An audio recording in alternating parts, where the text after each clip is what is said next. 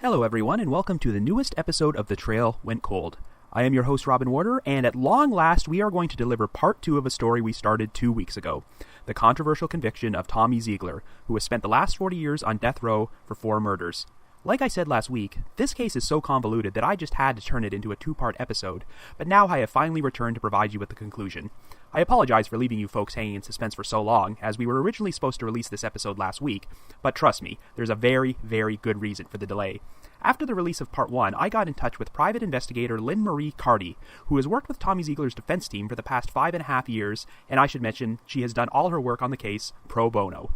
The primary source for most of the material I presented in Part 1 was Fatal Flaw, an amazingly comprehensive book about the case written by Philip Finch.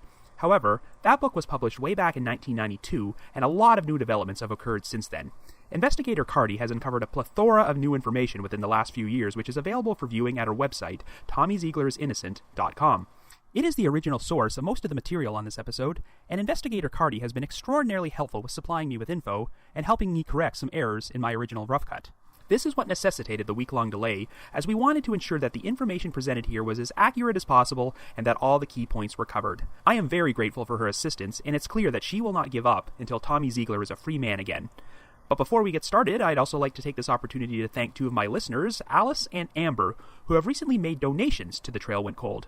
In fact, they have both signed up to make regular monthly donations, and we are very flattered by that. So, thank you very much, Alice and Amber. Just a quick reminder, The Trail Went Cold now has its own PayPal account and a new donate button on the website. If you feel like making a one-time only donation or signing up for monthly donations, we would be incredibly grateful, and we'll be sure to give any of our generous donors a shout-out on a future episode. Anyway, if you haven't listened to Part 1 of this story yet, I highly recommend you do so right now. But even if you have listened to it, maybe do so again just in case you need a refresher. I left you folks on such a massive cliffhanger last week, so I don't want to bore everyone by repeating every single detail of this case, but here's a quick synopsis of the most important stuff. In 1975, Tommy Zeigler lived in Winter Garden, Florida with his wife Eunice. On Christmas Eve, 4 people were murdered inside Tommy's family business, the W.T. Zeigler Furniture Store. Eunice Zeigler, her parents Perry and Virginia Edwards, and a customer named Charlie Mays, who was allegedly there to pick up a television set after closing. Tommy claimed he entered the store and was attacked in the darkness by unknown intruders. He believed that Charlie Mays was one of the intruders, and that he shot him while firing off one of his guns in self-defense. Tommy also received a gunshot wound to the abdomen, but police believed the wound was self-inflicted and that he committed all 4 murders himself. His motive was to collect on a $500,000 life insurance policy from Eunice's death, and he supposedly killed her parents as well because she was planning to divorce Tommy and return home to Georgia with her parents because he was a closet homosexual. Tommy then killed Charlie Mays in an attempt to frame him for the crime. The 2 main witnesses against Tommy at his trial were Edward Williams, a part-time delivery man for the furniture store, and Felton Thomas, who claimed he accompanied Mays to the store that night. The prosecution alleged that Tommy was also planning to murder Williams and Thomas inside the store to frame them for his crime, but they both managed to escape and testify against him. The jury found Tommy guilty of all 4 murders, but even though they recommended life imprisonment, Judge Maurice Paul decided to overrule them and sentence Tommy to death. And that is where we left off. At long last, let us now return to the Tommy Zeigler case. So Tommy is sent to death row, but his attorneys figure they will be able to overturn the death sentence, given that Judge Paul made a rather questionable decision to overstep his boundaries. But that doesn't quite happen. In fact, there were 2 separate occasions when Tommy was dangerously close to his execution date before he was granted a stay. On May 20th, 1986, Tommy was literally hours away from being executed, but one of his original attorneys, Vernon Davids, made a pretty remarkable gesture when he filed a motion for a stay on the grounds that his own representation at Tommy's trial had been incompetent. So in essence, Davids was willingly doing damage to his own professional reputation in order to save Tommy's life.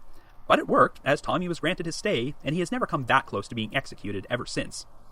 Meanwhile, Tommy's defense team would uncover a lot of interesting new evidence over the years, which they hoped would garner him a new trial. Remember that slug which was found in the orange grove? Even though it was never matched to any of the murder weapons, a member of the prison work crew who found the slug sent a letter to Vernon Davids, claiming that the crew had searched there for 2 days without finding anything, until he overheard a sheriff's deputy say, "We will just have to produce one anyway." After that, the inmates were told to say they found a slug, even though they never did. In 1979, the defense were contacted by a couple named Ken and Linda Roach. They claimed that on the night of the murders, they were driving by the furniture store at approximately 7:20 when they heard a series of about 10 loud pops, which sounded like gunfire. They also claimed they saw 4 separate vehicles parked in front of the store. Theoretically, if the state's version of events were true, there should have only been 2 vehicles parked outside at this time: Curtis Dunaway's Oldsmobile and Perry and Virginia Edwards' sedan. Interestingly, the Roaches specifically stated they saw a light-colored Cadillac there. In his original statement, Felton Thomas had claimed that Zeigler picked him up in a light-colored Cadillac, even though he was driving Curtis Dunaway's Oldsmobile that night. The Roaches also thought they saw a dark-skinned man walking outside the store, who seemed to match the description of Charlie Mays, even though Mays, nor any other dark-skinned people, should have been near the store until 7:30. It wasn't until after Zeigler was indicted that the Roaches realized they had passed by the same store where the murders took place. They tried contacting the police, but were completely blown off, and they never got in touch with Zeigler's attorneys until years after the trial. It's also worth noting that other witnesses in the area besides the Roaches reported hearing those loud pops which sounded like firecrackers that night. They all described hearing those pops occur in very quick succession, and if they actually were gunshots, it's unlikely that one person could have fired that many successive shots so quickly.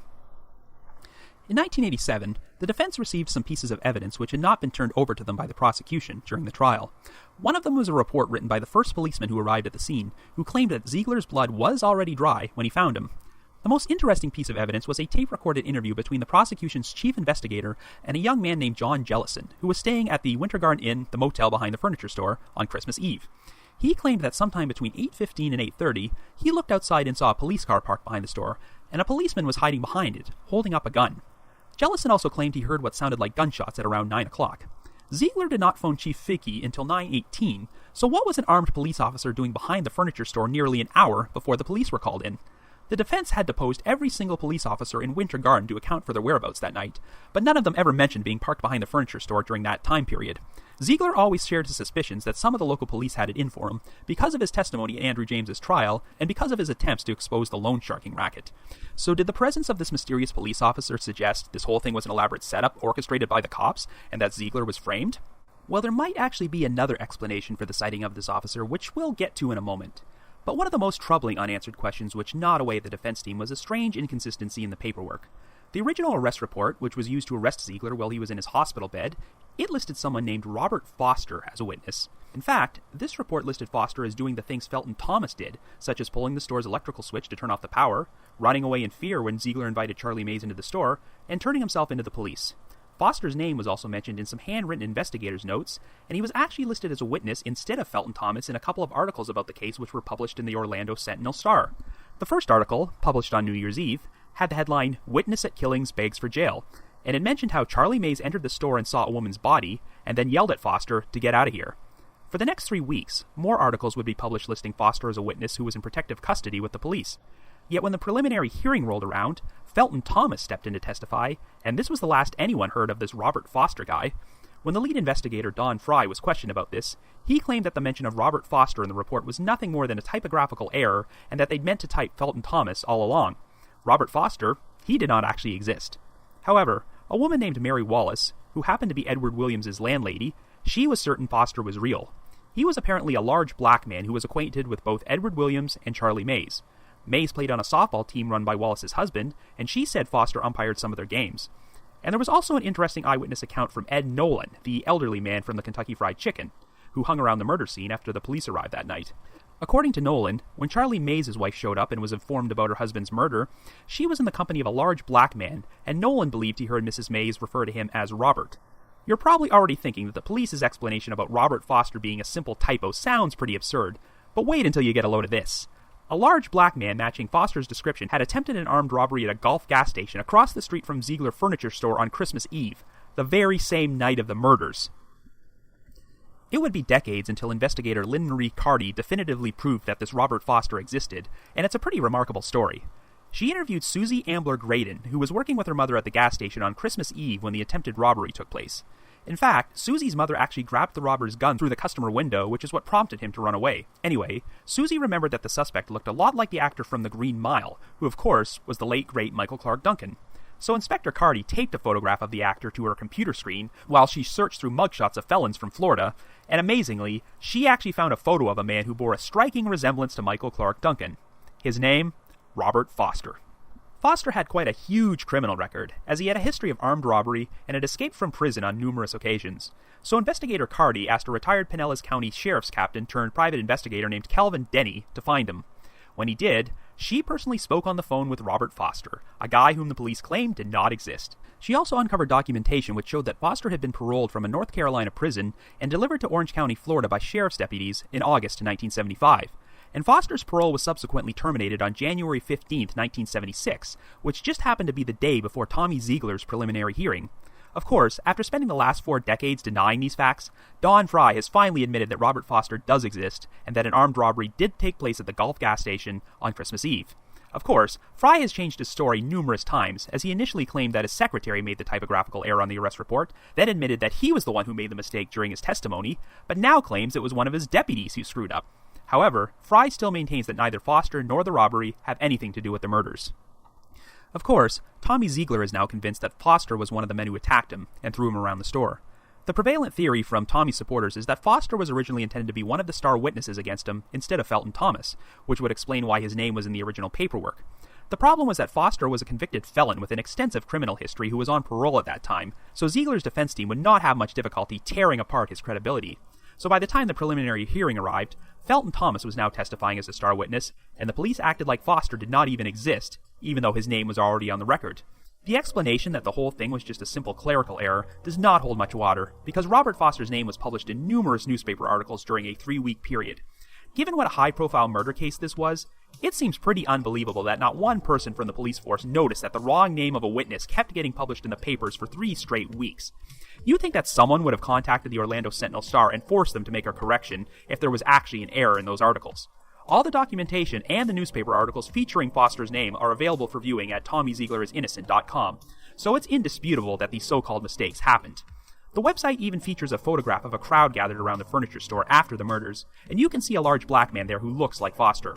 It's also worth noting that Don Fry claimed that Charlie Mays' van was never processed for fingerprints, but investigator Cardy was able to uncover a fingerprint processing card receipt for this.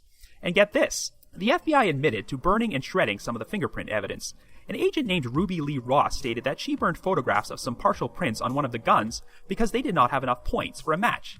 And of course, the defense team was pretty aghast to hear that, since these prints could have still been used to rule Tommy Zeigler out as a suspect. So if they actually destroyed fingerprint evidence which was found in Mays' van, you can make an obvious conclusion here. Since Robert Foster was a convicted felon, his prints would have been on the record. So how would the police explain his prints being in the van if he did not exist? Now, of course, all records of this attempted armed robbery at the Gulf station were hidden from the defense at trial, but would you believe another strange incident occurred directly across the street from the furniture store on the night of the murders? This one went down on a police report as an averted armed robbery, and this report did not even see the light of day until investigator Cardy uncovered it a few years ago. The incident took place at approximately 9:10 p.m. on Christmas Eve at a TG&Y variety store, which also happened to be located in the same plaza as the Kentucky Fried Chicken where Edward Williams was seen. The manager at the TG&Y was planning to leave the store and make a money drop, and notified the police so they could have an escort for this. A police officer named Cindy Blaylock arrived on the scene, but she was forced to abandon the money drop after receiving a radio call that there was a robbery in progress at the Zeigler Furniture Store. She was told to go cover the back of the store and sped away in her patrol car. That's when some witnesses took note of a group of black males who had been hanging around the plaza. These black males suddenly climbed into a dark blue car and drove off, and the witnesses mistakenly believed that the men were chasing after the officer, so they notified the police. Of course, the witnesses had misinterpreted the situation, but it wound up going down on the record as an averted armed robbery. Now let's get back to John Jellison's sighting of the police officer behind the furniture store between 8:15 and 8:30. It's entirely possible that Cindy Blaylock may have been the police officer he saw. Since Blaylock had short hair, Jellison could have easily mistaken her for a male from a distance. Of course, the timeline doesn't match, but investigator Cardy actually provided a possible explanation for that. The Jellison family were in Florida on vacation and had traveled from another state in a different time zone. So it's possible that John Jellison's internal clock was off, or he forgot to adjust his watch or something, so when he said he saw the officer sometime between 8:15 and 8:20, he could have actually been an hour behind, lending credence to the theory that he saw Officer Blaylock. This is only a theory, mind you, and it might not be accurate at all, but it would provide some sort of logical explanation for the sighting of that mysterious police officer, as I've never been able to figure out how that detail fit into the overall puzzle. But let's get back to the averted armed robbery. Zeigler's defense team was never told about it, and even though Officer Blaylock testified at the trial, no mention was ever made of this incident. But there is a police report which proves this incident did happen, and it is also available for viewing at TommyZeiglerIsInnocent.com. If those black males were involved in the furniture store murders, it's been theorized that they were waiting to meet someone at the plaza, but took off once they saw the police car. But here's the biggest revelation from the incident report. The tag number of the dark blue vehicle those men were driving was listed, and it was traced to an address for an apartment building. Well, if you look at the trial testimony, Frank Smith, the guy who claimed he purchased untraceable guns for Tommy Zeigler, he claimed he lived at that very address at the time he ordered the guns. So once you take into account the attempted armed robbery at the gas station, the averted armed robbery at the TGNY, and the proven existence of Robert Foster, then it becomes clear that something very strange is at work here. However, none of this new information was enough to overturn Zeigler's conviction or garner him a new trial. The case continued to remain in the spotlight, and in 1992, Philip Finch published a book about it called Fatal Flaw, which, like I said earlier, is the source for most of the information I've shared with you in part 1 of this podcast. But there were a lot more new developments in this case after Fatal Flaw was published. Most importantly, the defense began to utilize DNA testing, which was not available at the time the original murders took place. DNA testing was finally performed on the blood found on Tommy's shirt. Because it was type A blood, everyone just assumed that it belonged to Perry Edwards. Well, you know who else had type A blood? Charlie Mays. And DNA testing would reveal that all the type A blood on the shirt belonged to Mays, not Perry Edwards. This meant that the state's account of Tommy holding his father-in-law in a headlock while beating his skull with a metal crank was not true. Of course, the presence of Charlie Mays' blood on Tommy's shirt did not prove his innocence or guilt, since the state also believed that Tommy beat Mays to death, and Tommy claimed he got into a violent struggle with intruders, so there are multiple explanations for how Mays' blood could have ended up there. But there was another interesting revelation. Type A blood had been found on Mays' pant leg, but DNA testing showed that some of this blood belonged to Perry Edwards. Since the state claimed that Perry was beaten and murdered before Mays even set foot in the store, this did not jibe with their case. On multiple occasions, Zeigler's defense team has presented this new DNA evidence to the appeals court, with hopes of overturning his conviction and getting a new trial. But each time, they have been rejected by the same circuit court judge, Reginald Whitehead, who does not believe this evidence is strong enough to cast doubt over the original conviction. But some controversy occurred during a 2004 hearing in front of Judge Whitehead. Since the 1980s, the prosecuting attorney handling the Zeigler case has been Jeff Ashton, who is a pretty recognizable name in the legal world since he was the prosecutor at the Casey Anthony trial. At the aforementioned hearing in 2004, Ashton referenced a piece of evidence which was found in the furniture store after the murders, the fingertip of a rubber glove. It was never linked to anybody, but Ashton stated that Tommy Zeigler's fingerprint had been found in the glove tip, which was just not true. No fingerprints were found in the glove tip at all, but unfortunately, Zeigler's defense team at the hearing failed to challenge this point. Ashton also made another inaccurate statement when he said that Tommy secretly purchased a life insurance policy for his wife, but it was actually no secret at all, as Eunice and her family were well aware of the policy, and Eunice's signature was on the application. Oh, and here's where things get truly ridiculous. When Charlie Mays' body was found, his pants were partially pulled down, so Ashton tried to infer that Zeigler had attempted to perform a sex act on the corpse, which I guess was supposed to tie into all these homosexuality rumors about him. Well, as you know, Judge Whitehead ultimately denied the motion for a new trial, and Zeigler's defenders have always argued that the false statements Ashton made about the evidence at this hearing may have unfairly influenced the judge's decision. In recent years, Lynn Marie Carty actually wrote a complaint to the Florida Bar about Ashton's conduct. Their response was that since Ashton was an elected state attorney, the Florida Bar could not govern elected officials, even if they were still a lawyer. Of course, that still doesn't change the fact that Ashton was not an elected state attorney back in 2004 when this originally happened. But we'll talk about Mr. Ashton again a little later. So Zeigler continued to languish on death row while his supporters fought for his freedom, but some genuine concern was formed in 2013 when Florida Governor Rick Scott signed the Timely Justice Act, a new law which is intended to speed up executions by carrying them out a very short time after a death row's inmates' appeals have been exhausted. By this point, it had been nearly 3 decades since Tommy was in any serious danger of being executed, but his supporters now fear that in spite of Tommy's advanced age, this new speeding up of Florida's death penalty process could lead to his execution actually being carried out sometime down the line. So there's been a major push in recent years to get Tommy off death row, and the case will just not die. And that's when Lynn Marie Carty became involved in the case and started the website TommyZeiglerIsInnocent.com. A new documentary was also made about this story titled A Question of Innocence, which aired on Investigation Discovery 2 years ago.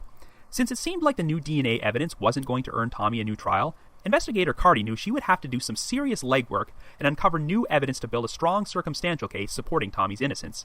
I already discussed earlier how she was able to prove the existence of Robert Foster. After hearing some false info that Felton Thomas was dead, she discovered that he was actually still alive and was able to interview him in September 2013.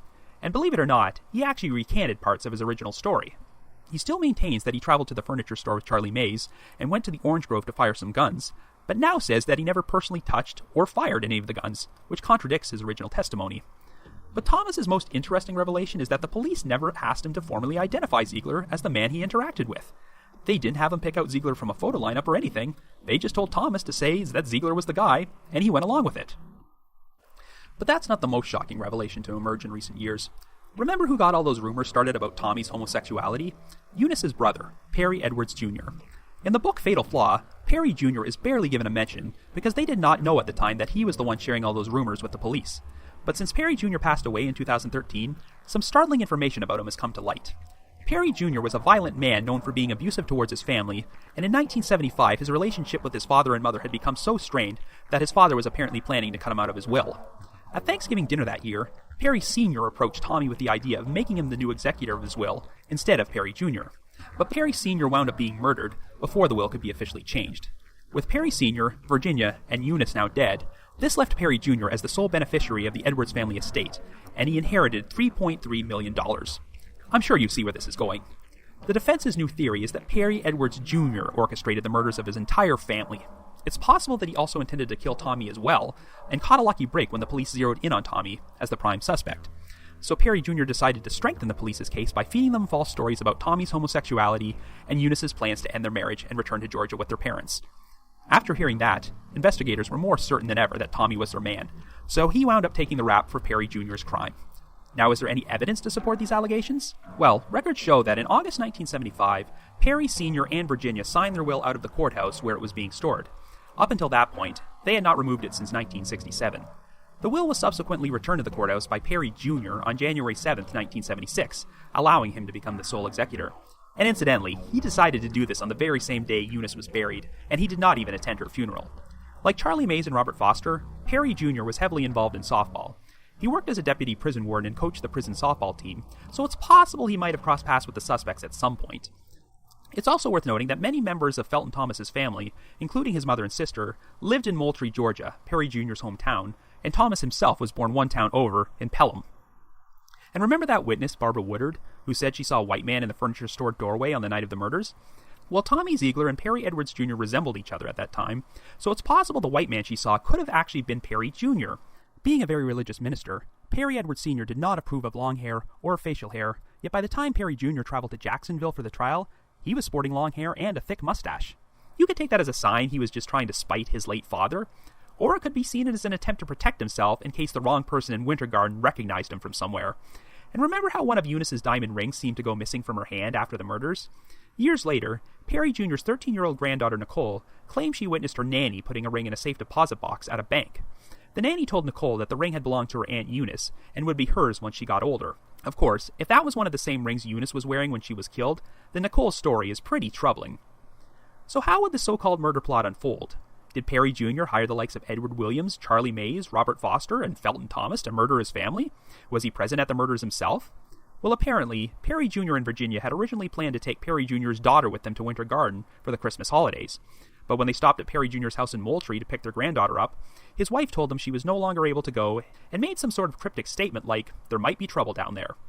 After the murders, the husband of Lizzie Parker, a woman who worked as a teacher's aide with Virginia Edwards, traveled to Perry Jr.'s home in Moultrie to deliver the news about his family.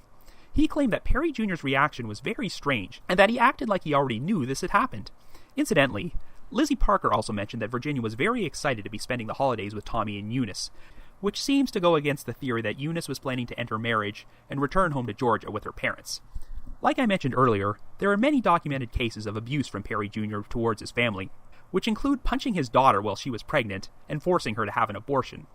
Perry Jr.'s wife finally divorced him in 1984, but she later went back to him after her new lover passed away, and she's apparently remained pretty tight-lipped about Perry Jr. since his death. And there were some shady things surrounding Perry Jr. from the time of the original investigation. When questioned by defense investigators, Perry Jr. continuously denied talking to the police, but years later, they uncovered a report written by Robert Thompson, the police chief of the adjoining town of Oakland, who mentioned speaking to Perry Jr. Perry Jr. also claimed to have a letter in his possession written by Eunice, where she discussed Tommy being involved in a secret homosexual ring with 26 other prominent residents of Winter Garden, but this alleged letter never surfaced. Another interesting tidbit about Perry Jr. from the original investigator notes is when he was asked about the Oldsmobile Tommy was driving on the night of the murders. Perry Jr. was asked how many times Tommy drove the car to Moultrie, and Perry Jr. answered that Tommy had driven it there 3 times, which did not make much sense because the car belonged to Curtis Dunaway, and Tommy was just borrowing it, so he'd had no need to drive it to Georgia 3 times. It's been theorized that Perry Jr. lied about that in order to provide a possible explanation if his fingerprints happened to be found in Dunaway's car. However, given that an FBI agent openly admitted to destroying some of the fingerprint evidence they found, It's possible they also could have done this to prints found in the Oldsmobile. So the fight to clear Tommy Zeigler's name still goes on. His case is currently being reviewed by Northwestern University's Medill Justice Project, who are also hoping to get some evidence retested. But just as I started preparing this podcast back in July, that same circuit court judge, Reginald Whitehead, denied the latest request to do further DNA testing on the bloodstains from Tommy Zeigler's clothing. So for the moment, Tommy and his supporters are back at square one, and I guess you could say the trail went cold. So I wasn't lying when I said this would be our longest, most convoluted episode yet. I've studied a lot of cases involving controversial convictions, but I can't recall too many others where it's been this difficult to form a concrete theory about what happened. When you look at all the evidence and the differing timelines from the night of the murders, it is impossible to come up with a theory supporting Zeigler's innocence or guilt, which makes 100% complete sense. I will say, though, that if Tommy Zeigler is innocent, then this case has got to be one of the biggest miscarriages of justice ever. The man has been on death row for 40 years, which is more time than he's lived on this earth as a free man. He's 71 years old now, but he looks like he could be 90, as 4 decades on death row do not age a person well. When you see Tommy Zeigler today, you see this frail, soft-spoken old man, and it's hard to visualize him being a sociopathic multiple murderer. But of course, appearances can be deceiving. It's quite ironic that Judge Maurice Paul made the controversial decision to overturn the jury's recommendation for a life sentence and impose the death penalty, because it's pretty much ended up being a life sentence for Tommy anyway. For the past few decades, he's essentially been trapped in limbo, as the state is paranoid about the potential backlash if they execute him, but also paranoid about the potential fallout if they admit they made a colossal mistake and then release him. Before I re-examine the evidence and provide my analysis, I will reiterate that regardless of whether Tommy is guilty or innocent, he did not receive a fair trial. The conflict of interest with Judge Paul, that alone should have been enough to garner Tommy a new trial. But either way, the jury should not have convicted him on the evidence they were presented, as there was way too much reasonable doubt about his guilt. As much as they tried, the prosecution was unable to provide a smoking gun to definitively prove that Tommy Zeigler committed these crimes. But here's what's so interesting about this case. Even though his supporters have uncovered a lot of compelling evidence to provide reasonable doubt about Zeigler's guilt, they've never really uncovered that one crucial exculpatory piece of evidence to prove his innocence. At trial, the burden of proof is on the prosecution, but once someone's been convicted, the burden of proof is on the defense. As questionable as Zeigler's conviction may be, the case is far too convoluted to establish with 100% certainty that he is an innocent man. But I will try to theorize about what I think is the most likely verdict. For starters, I'll say that even if Zeigler is guilty of the 4 murders, I find it highly unlikely that it went down exactly as the prosecution described. If the state's version was true, then Zeigler orchestrated the most needlessly complicated murder scheme in history. There had to be a much simpler way for him to pull this off, but in order to make their case, the state had to concoct this very elaborate scenario because it was the only way to piece together all the known facts. So let's talk about motive. $500 in life insurance sounds like a pretty good motive, but not if you're already rich. In essence, Tommy Zeigler was living the perfect life at that time. He was financially well off, seemed to be happily married, and was a very well-liked and respected member of his community. Why screw all that up by committing murder? And if you want to murder your wife for the insurance money, why complicate things by also murdering your in-laws? Why not murder Eunice on another day when her parents aren't in town? To me, the biggest hole in the life insurance motive is that just 1 month earlier, Perry Edwards Sr. proposed the idea of making Tommy the executor of his will. Tommy didn't know Perry Jr. that well, but he knew he had a reputation for being a major troublemaker and had a strained relationship with his own family. Tommy figured there might be potential trouble if he replaced Perry Jr. as the executor, which is why he was reluctant to accept his father-in-law's request. However, Perry Sr. brought the will with him when he came to visit the Zeiglers in Winter Garden for Christmas. When they arrived on December 23rd, he presented the will to Tommy, and even though Tommy was still resistant, Perry Jr. was planning to use the rest of the holidays to convince his son-in-law to become the new executor. But then, if you believe the state, Tommy murdered his father-in-law before the will could be changed. So now, even though Tommy has gained $500,000 in life insurance, he's cost himself an extra $3.3 million. The only way this scenario makes sense is if there was any truth to the rumors that Tommy was a closet homosexual and that Eunice was planning to end the marriage and head back home with her parents. This would give Tommy a strong motive to murder Eunice, Perry, and Virginia at the same time. Tommy had a very conservative religious image, and being outed as a homosexual in a conservative town like Winter Garden during the 1970s would do serious damage to his reputation. That would be a logical reason for him to kill his father-in-law before the will could be changed. Yet all we have to support these homosexuality rumors is a bunch of hearsay from Perry Edwards Jr. and one of Eunice's friends, but no corroborating evidence that any of the rumors are true. Okay, so in order to make sense out of this whole thing, we have to go back to discussing the Rashomon effect, and analyze the multiple versions of events which occurred between 7 p.m. and 9:18 p.m. on Christmas Eve in 1975. We have 3 different stories from Tommy Zeigler, Felton Thomas, and Edward Williams. And I have to say that out of all of them, Tommy Zeigler's story is the one which makes the most sense. For the most part, his account of the events is pretty straightforward and logical. He has not changed his story since day one, and even 40 years of perspective have not opened up any serious flaws or holes in his story. That said, there's one part of Tommy's story which I've always found concerning. When Edward Williams was late showing up at his house, Tommy claimed he drove off to pick up some bourbon at a nearby store, but then changed his mind and turned around and went back home. The problematic part is that this probably would have happened while Eunice and her parents were getting killed at the furniture store. So technically, Tommy's whereabouts cannot be verified during the exact time frame these murders took place. Driving halfway to a store and then turning around to drive back home, that's a pretty weak alibi. It's certainly not implausible that it could have gone down that way, but it still sounds awfully convenient and contrived. But one point in Tommy's favor is that he was able to stick with his original story while under the influence of Brevitol sodium, aka truth serum. Now, I'm no expert on truth serum, but from my research, the way it works is that it slows down the speed at which your body sends messages from your spinal cord to your brain. This makes it more difficult to perform high-functioning tasks, which would include lying. I can see why these sorts of tests would not be admissible in court, as you cannot say with 100% certainty that a person is incapable of lying while under the influence of these drugs. There is no hard evidence that these tests actually work, which is why they're rarely used today. That said, if Tommy's story is a complete lie, it's a very elaborate lie, and unless Tommy was a compulsive liar who had tons of practices with fabricating false stories, I think it would be pretty difficult to keep all the details of his story straight while he was undergoing a truth serum test. But like I mentioned earlier, all the video footage of this session is available on YouTube, so you can watch them and judge for yourself. So let's move on to Felton Thomas's version of events. There's one aspect of his story which doesn't make sense, and even the prosecution was never able to explain it.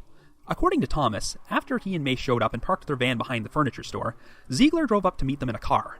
But according to the prosecution's version of events, Zeigler was murdering 3 people inside the store less than 10 minutes earlier. So where was he driving from? Remember, a bullet stopped one of the store's clocks at exactly 7:24, and Mays and Thomas arrived at approximately 7:30. So in about 6 minutes, the Zeigler finished committing the murders, exit the store, drive somewhere else, and then show up to meet them? There's also a considerable problem with the story that Mays was showing up at the furniture store that night to pick up a television set. His van was found parked in the rear lot of the adjacent Winter Garden Inn, which was separated from the store by a 6-foot chain-link fence. If you're there to pick up a TV set and transfer it into your van, why would you park behind a fence? There are so many places Mays could have parked right next to the store if he was planning to pick something up. And then there's the fact that Thomas got quite a few details wrong. He said that Zeigler showed up in a light-colored Cadillac when he would have been driving Curtis Dunaway's Oldsmobile. He claimed that Zeigler was wearing light-colored clothing, but he was not that night. And when they traveled to the Zeigler home, Thomas said he saw a car parked in the driveway, but technically, he should have seen Edward Williams' pickup truck, not a car. He also said Zeigler went into the garage to retrieve the box of ammunition, but Williams would say Zeigler entered into the house. And let's not forget that Zeigler wasn't even supposed to show up at the store that night. Considering that Thomas wasn't part of his original plan, Zeigler adapted remarkably well once he found out that Mays brought along an extra guy with him.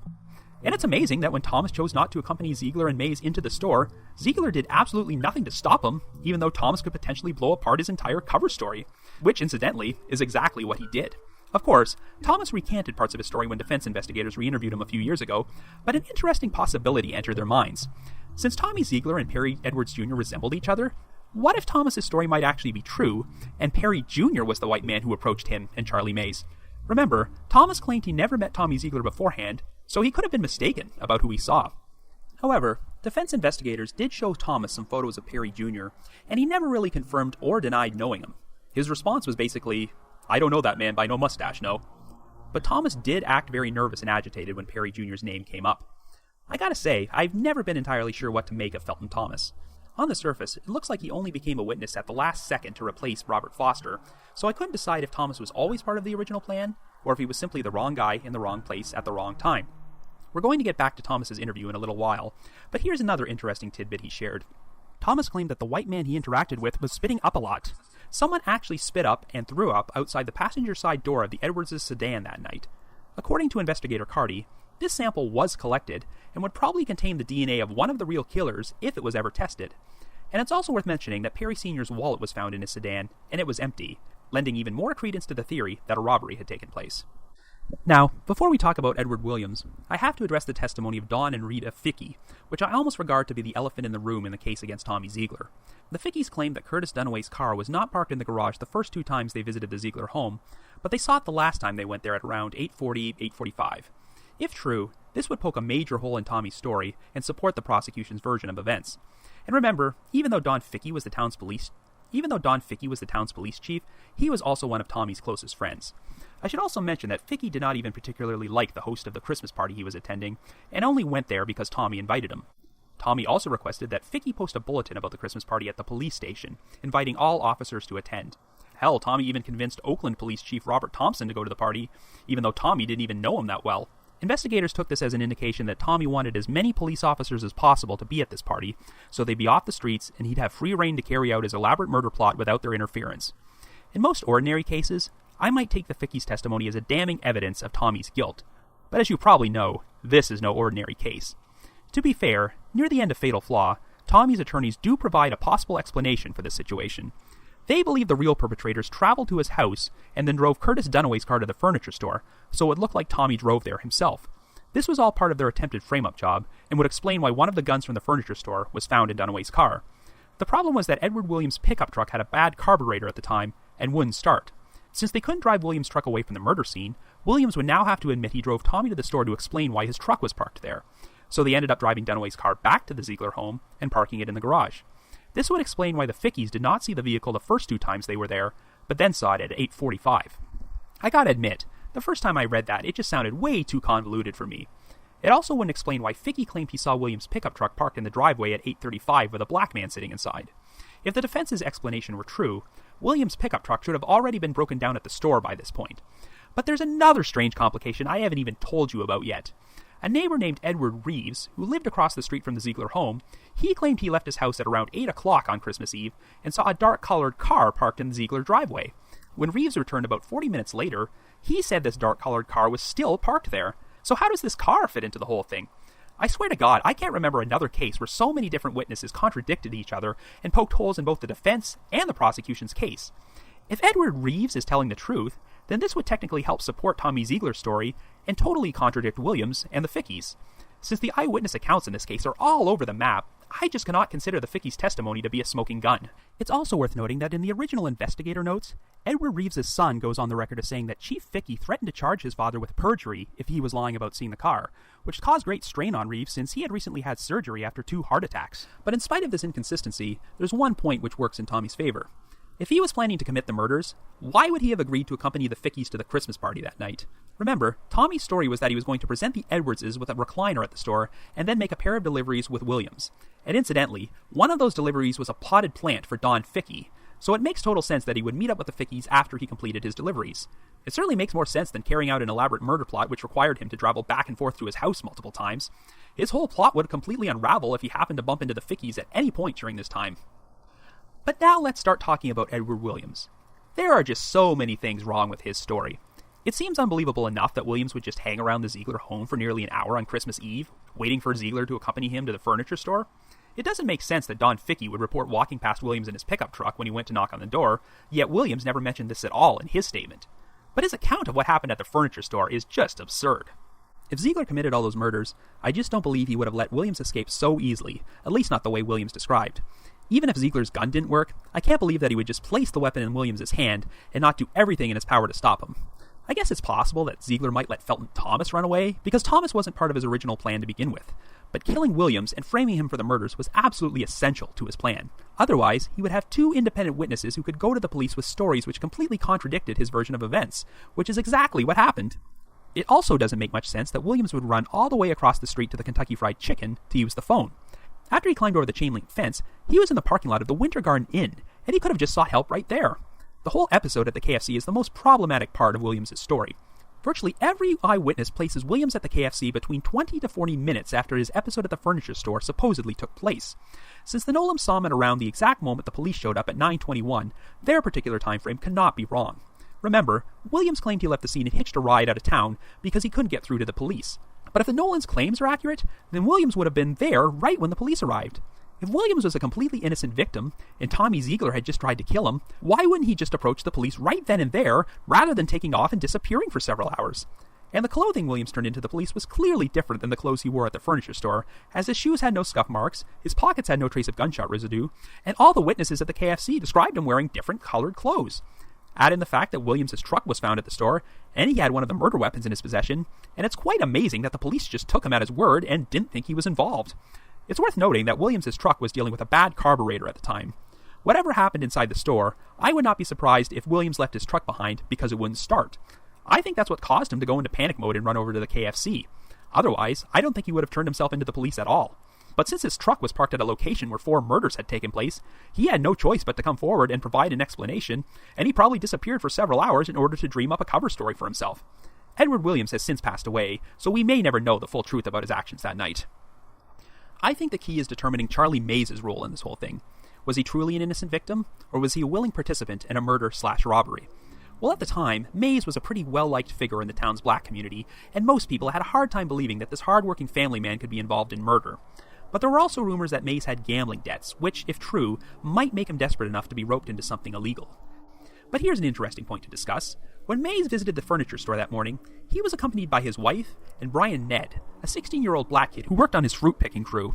Mays actually did have an arrest record for gambling, because he once gambled away the paychecks of his fruit-picking crews, and it was Tommy who loaned him the money to help him out of this jam.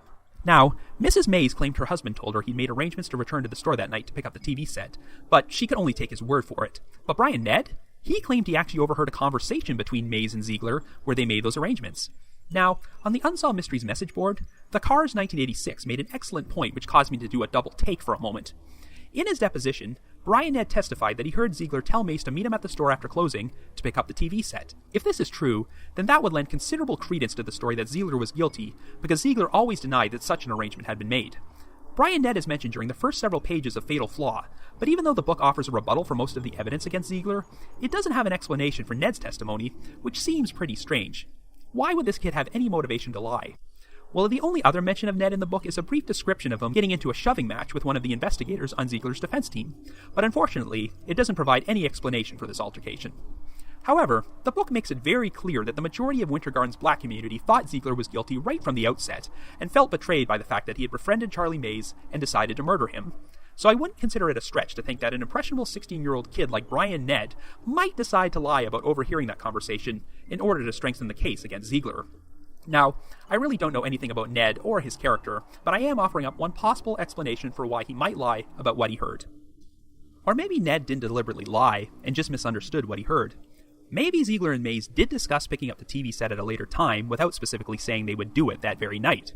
Remember, Winter Garden was still a pretty segregated town back then, so I wouldn't put it past the police to pressure a young black kid into embellishing his story a little bit so that it would make Zeigler look more guilty. It's also worth noting that in 1982, a retired law enforcement officer named Ed Rowe claimed that Charlie Mays' son Ernie told him that his father had a gun on him when he left their home on Christmas Eve, while telling his family there would be money for Christmas. Ernie then allegedly said, "My father wasn't supposed to die that night. Tommy Zeigler was supposed to die." Of course, Ernie denied this conversation ever took place, but Ed Rowe did sign an affidavit to back up his statement. But there's also been another interesting story in recent years provided by Edward Williams' landlady, Mary Wallace, whom, as you'll recall, was the same woman who confirmed that Robert Foster and Charlie Mays knew each other. Wallace is also a retired police dispatcher, and her husband worked for the Winter Garden Recreation Department in 1975. According to Wallace, a few days after the murders, her husband and another employee from the department were asked to remove a corn plant from the furniture store and deliver it to Chief Don Fickey. Both men claimed they saw a bloody gun inside the corn plant, but after it was delivered to Fickey, no one ever saw this weapon again. Aside from the 2 unregistered weapons purchased from Frank Smith, all the guns found at the murder scene belonged to Tommy Zeigler. So if Charlie Mays brought a gun to the store, what happened to it? Well, Zeigler's supporters speculate that this mysterious bloody gun in the corn plant might have belonged to Mays. But here's the big thing which bothers me about the state's assertion that Zeigler set up Mays to take the fall for the murders. Near the end of Fatal Flaw, Philip Finch lists a ton of things which don't make sense about Zeigler's murder plot, but there was one unanswered question which really stuck out to me. What was Tommy Zeigler's plan if Charlie Mays hadn't shown up at his store that morning? The prosecution gave off the impression that Tommy was a diabolical individual who planned this elaborate murder plot well in advance, which would explain why he ordered those untraceable guns 6 months beforehand. Tommy originally made arrangements for Edward Williams to accompany him to the store on December 22nd, so you have to assume that by this point, he had already concocted his plan to murder his wife and his in-laws at the store on Christmas Eve and frame Williams for the crime. Yet for the next 2 days, there is no indication that Tommy ever approached Charlie Mays or anyone else to meet him at the store on Christmas Eve. If you believe the state's version, when May showed up at the store on the morning of the 24th to purchase some linoleum, Tommy got the spontaneous idea, hey, maybe I'll set him up for the murders too, and then decided to invite Mays to the store that night under the guise of giving him a TV set so he could kill him. Considering that one of the most important elements of Tommy's plan was getting Mays to fire off the murder weapons at the Orange Grove, it's quite strange that he'd wait until the last minute to find himself a patsy.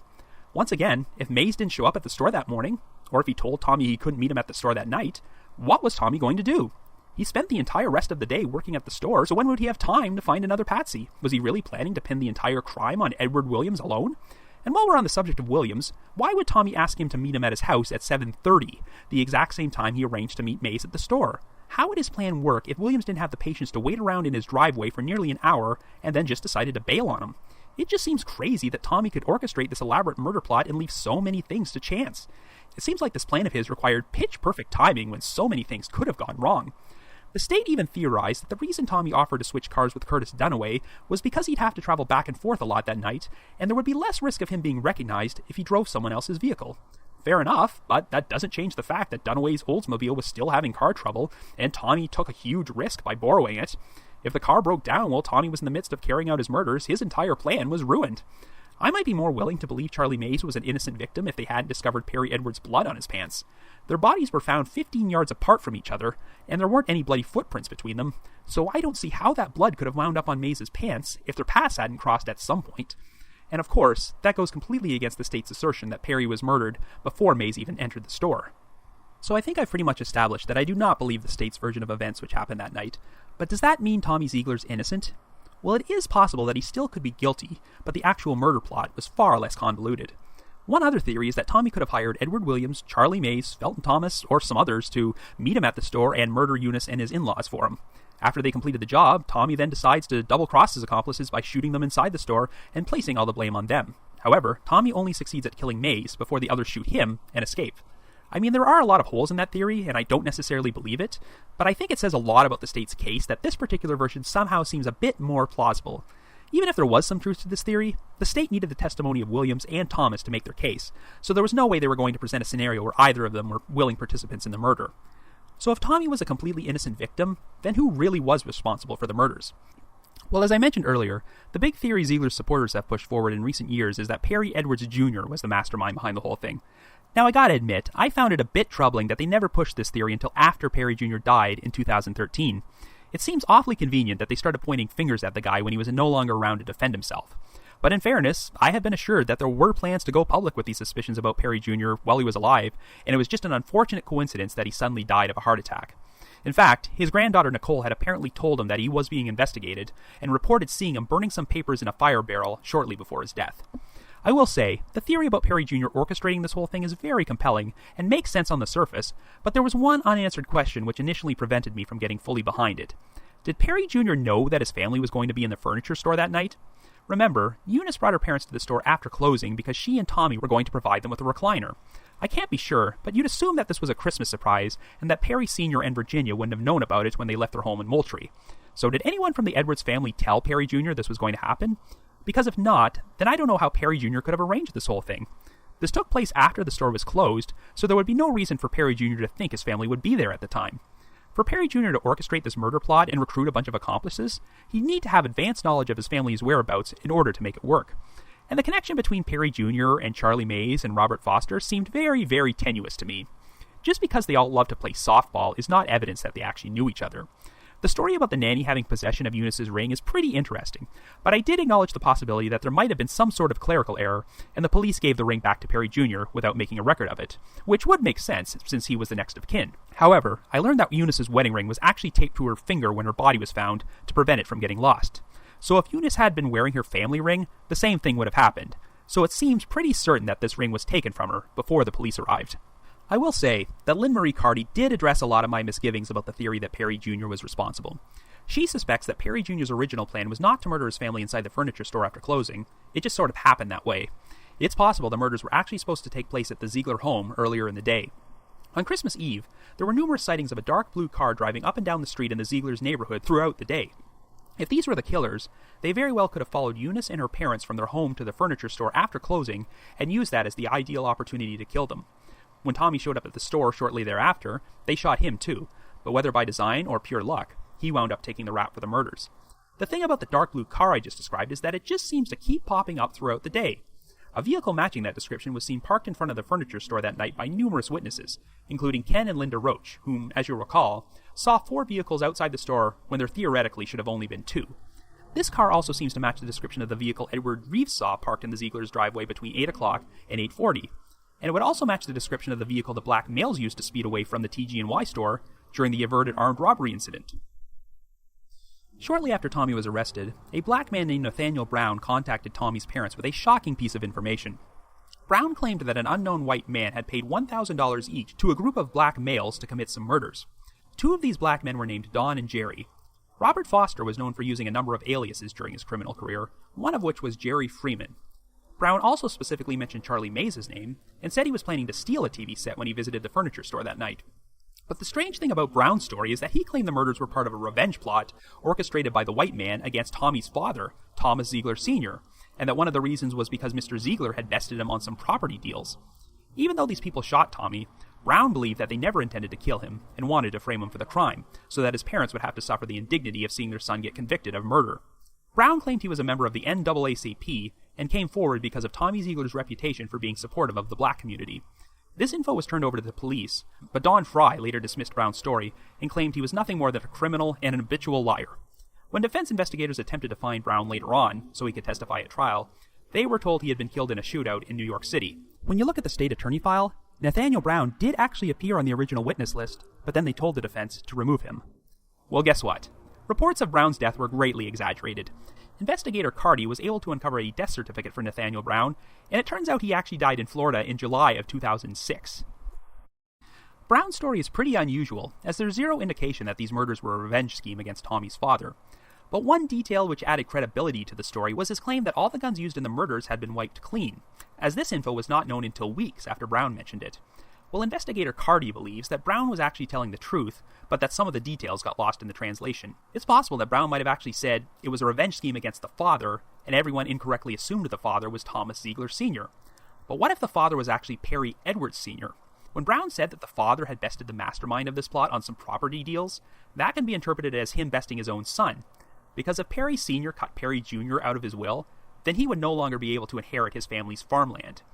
Since Brown is now dead, we'll probably never know how he learned any of this information to begin with, but it sounds like he might have heard this story third-hand and gotten some details mixed up. Because some of his inaccurate statements still have an element of truth to them.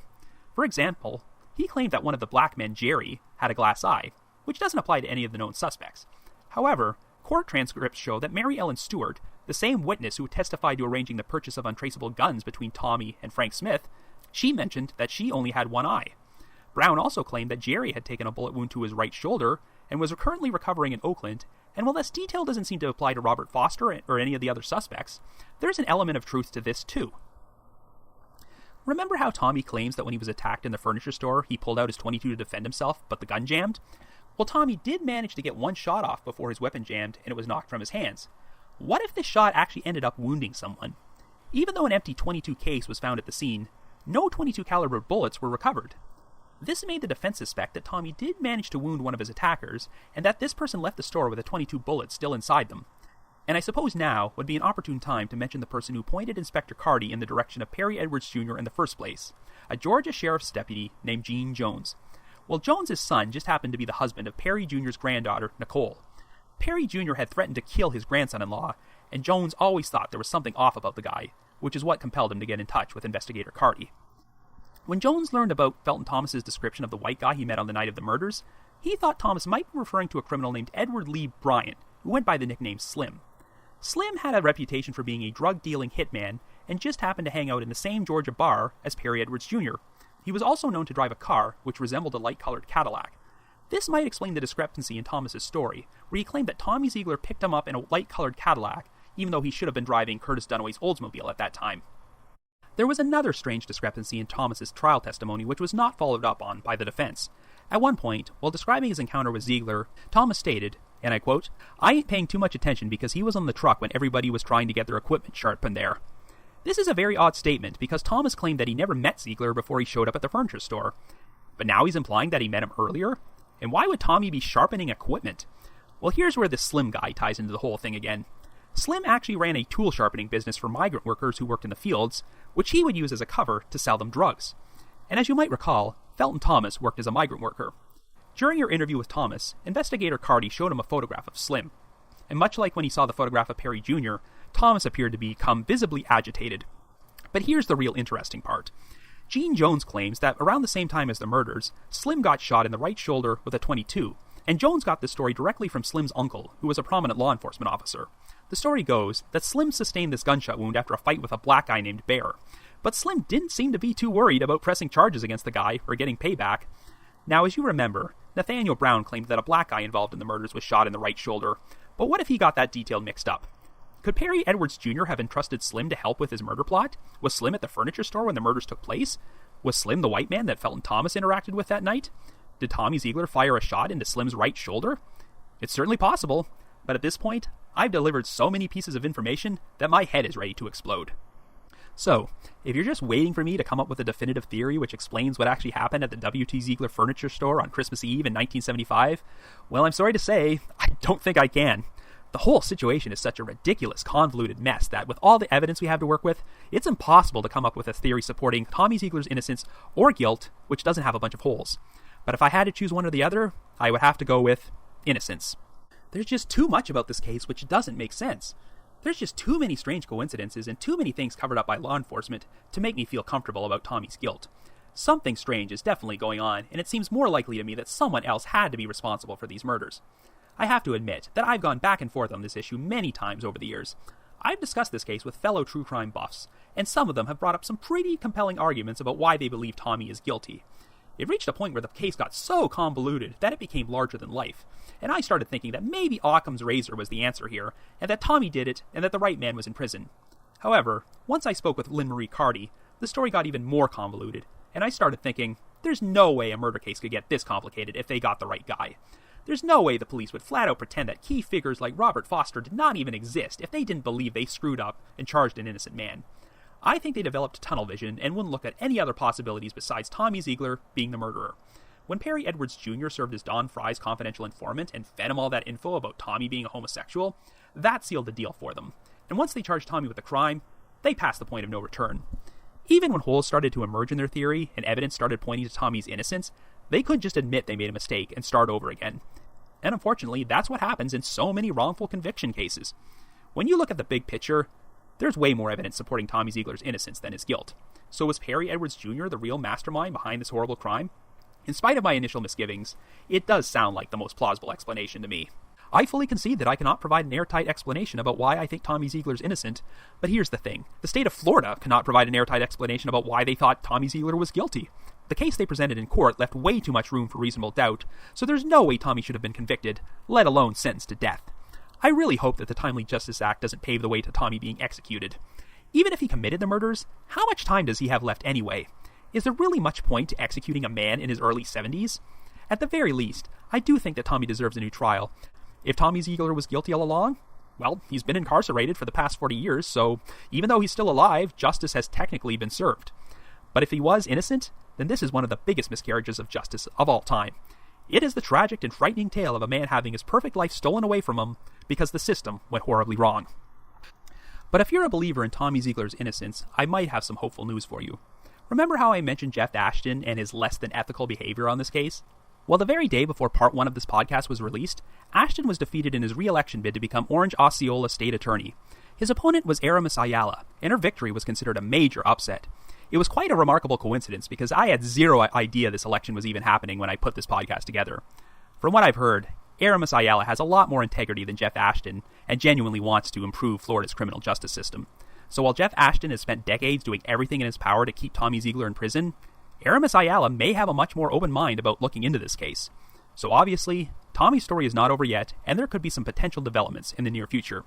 So once again, I would like to extend my deepest thanks to investigator Lynn Marie Carty for providing me with a lot of new information and helping me ensure that the information presented in this episode was as accurate as possible. And of course, a big thank you to her for spending the last few years of her life on a tireless crusade to uncover the truth. If you want to learn even more about this case, be sure to visit TommyZeiglerIsInnocent.com. There is so much more eye-opening information that I didn't even get around to covering on this podcast. When she's not working on Tommy's case, her full-time job involves reuniting people with long-lost family members, and you can find out more about this at her website, reunitepeople.com. Whatever happens, I know that Tommy Zeigler's supporters will never stop fighting for him until the day he dies. So if anyone out there has any information which can help Tommy's case, please get in touch with Lynn Marie Carty through one of her websites. But if you just have your own theory about what happened, if you can somehow concoct your own airtight theory about this case, which makes complete sense, I'd really love to hear from you. If you have some interesting information about this case which wasn't covered here on this episode, feel free to leave me a comment or send me an email. If you'd like to get in touch, you can email me at robin.warder@icloud.com. That's robin.warder@icloud.com. Also, be sure to check out The Trail Went Cold on Facebook and Twitter. We're now available for download on iTunes, Stitcher, and Google Music, so be sure to leave us a rating or review at any of those places because that will help us garner more exposure. And like I mentioned earlier, we also have a donate button on our website, so if you're feeling generous and want to express your appreciation for all the hard work we put into this podcast, we'd be extremely grateful. I want to thank all my loyal listeners and supporters out there, especially those from the aforementioned Unsolved Mysteries message board at the Sitcoms Online forum and the Unresolved Mysteries subreddit. I need to provide the obligatory shout out to McGill Foote, who edits and assembles this podcast together for me, and is the managing editor of The Back Row, the website which hosts this very podcast. I gave McGill a monster episode to assemble this time around, but per usual, he came through in a big way. And of course, a big shout out to Vince Nitro, who composes the eerie music you hear on every episode. You can also check out my true crime and mystery articles at crack.com and listverse.com, and there's plenty of other non-true crime content you can find right here at The Back Row. So have yourself a good week, and join me next Wednesday for a new mini-sode of The Trail Went Cold. I think I will close things with the soundbite from the documentary A Question of Innocence, featuring a quote from the man himself, Tommy Zeigler. As long as there's breath in my body, I'm going to have hope. And I do believe that sooner or later, somebody with some intelligence and fairness is going to stop and say, oh no, enough is enough. That's what I believe.